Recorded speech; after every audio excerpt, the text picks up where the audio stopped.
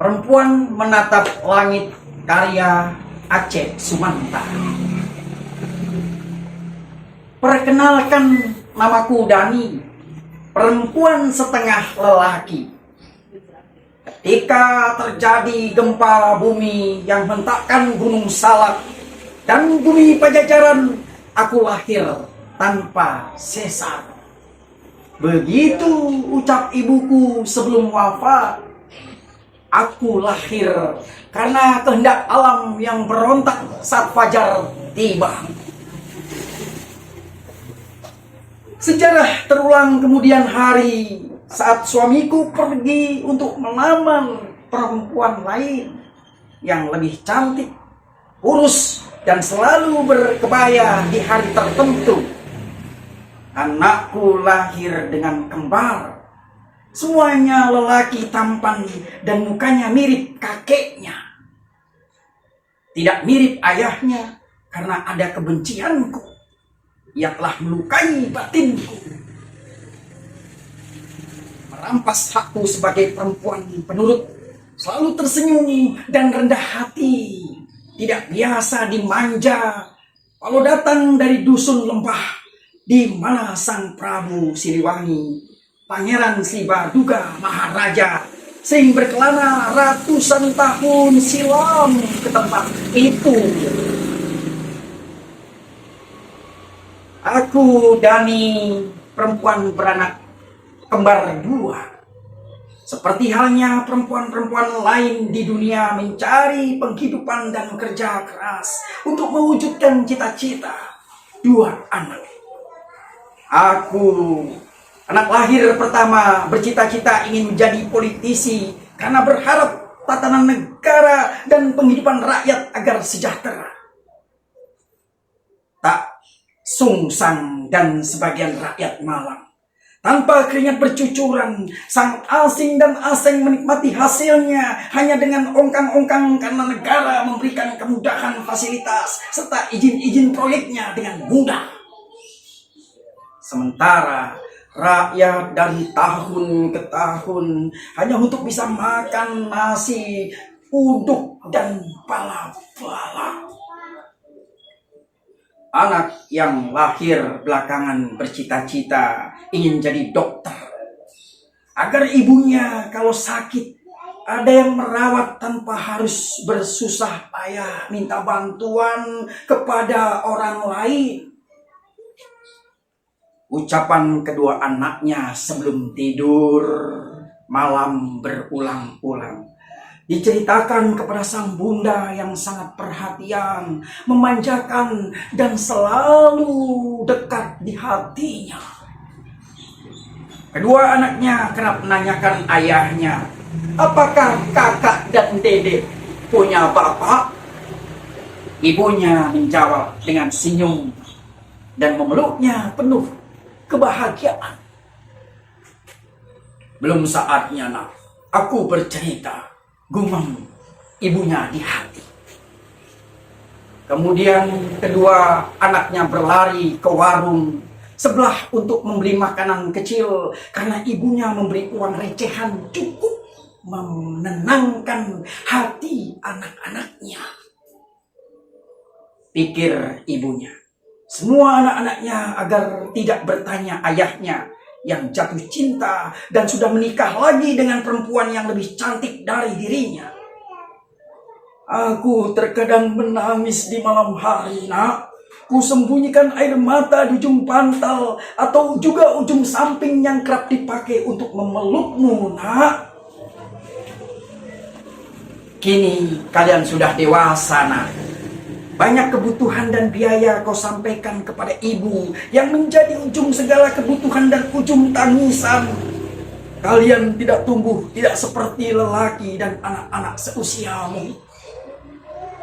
Nasibmu kurang beruntung dalam genggamanku. Aku mengutuk pada lelaki yang telah menikah sirih 17 tahun silam. Pernah entah kemana, lupa akan pulang serta segala cinta, pelukan pertama saat ada di ranjang malam berprahara.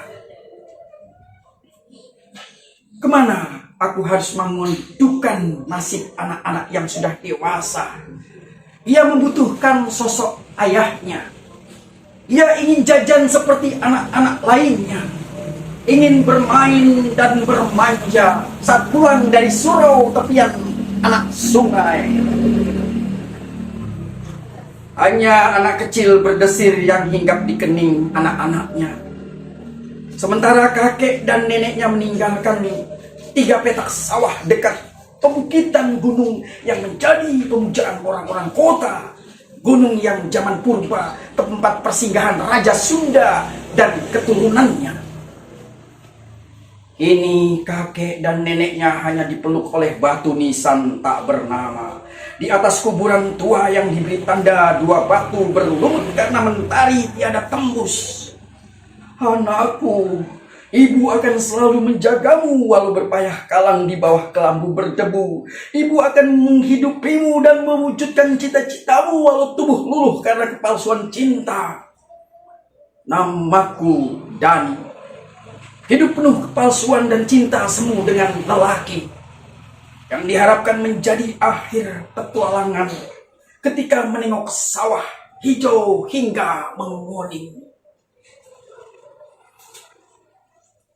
Tekadku, nak, kau dapat mewujudkan impian dan cita-cita yang terpatri di sanubari. Kau setiap Senin pagi menghormati bendera diwarnai yang lusuh di atas tiang-tiang bambu depan pagar rumah. Hanya itu yang kita punya, titipan dari ibu negara. Ibu kita dari cita-cita mendendangkan simfoni walau sunyi terasa. Jangan lupa sholat dan mengaji setiap malam Jumat. Begitu pesan ibuku sebagai lemah, cai, dan tetap bertahan Ibu Pertiwi. Kau belum saatnya tahu pekerjaan tambahan ibu. Karena belum tumbuh cinta berdetak di jantungmu, walau kerap banyak gadis-gadis kampung menggoda. Nak, kemana lagi ibu melangkah? Besok hari pertama kalian pergi meninggalkan kampung dan lembah sunyi sebagai kenangan kita. Kalian melangkah untuk belajar di kota. Kalian yang sesuai dengan cita-citamu sejak dulu. Jangan lupa sholat dan mengaji setiap malam Jumat. Begitu pesan ibuku sebagai lemah cai dan tetap bertahan Ibu Pertiwi. Kau belum saatnya tahu pekerjaan tambahan ibu, karena belum tumbuh cinta berdetak di jantungmu, walau kerap banyak gadis kampung menggoda. Nah, kemana lagi ibu melangkah? Besok hari pertama kalian pergi meninggalkan kampung dan lembah sunyi sebagai kenangan kita. Kalian melangkah untuk belajar di kota, kuliah yang sesuai dengan cita-citamu sejak dulu. Namaku Dani, perempuan yang banyak ditinggal lelaki yang kucintai. Pertama ditinggal suami yang kucintai entah di mana. Ingatkah padaku dan anak-anaknya? Kedua ditinggal oleh 2 lelaki belahan jiwaku. Anakku yang pergi ke kota mencari ilmu. Ketiga, kekasih gelap setiap bertemu di pematang sawah, lembah atau air mengalir di antara bebatuan yang kerap ia menyenangkan walaupun hatiku berdegup tak karuan. Kemanakah dia? Sudah lama tidak menemui di sawah, lembah atau surau-surau basah senja temaram. Aku telah sendiri, mereka yang kucintai pergi, aku sendiri, aku rindu pada kenangan masa lalu, aku menangis hingga isakan terakhir, tak mengurai air mata.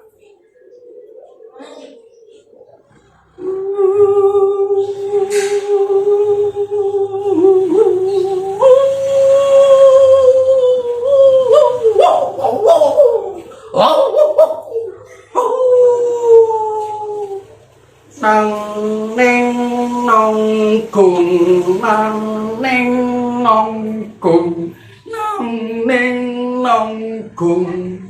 Kemana aku harus melangkah saat usia kian pasrah, napas yang susah? Tak nampak potret masa silam, kerinduan semakin menghentak, mengguncang, dan teriakan semakin keras. Nak, pulanglah. Ibumu semakin payah berpapah, berucap semakin keluh, hanya gumam bibir bergetar doa terbaik untukmu, nak. Aku siwa politisi milenial yang ingin mengubah nasib dunia.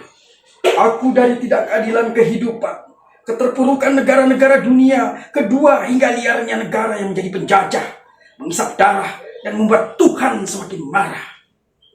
Aku Hiwa, sang dokter kepala, kini sudah terkenal di dunia karena menolong orang dan tak selalu meminta imbalan.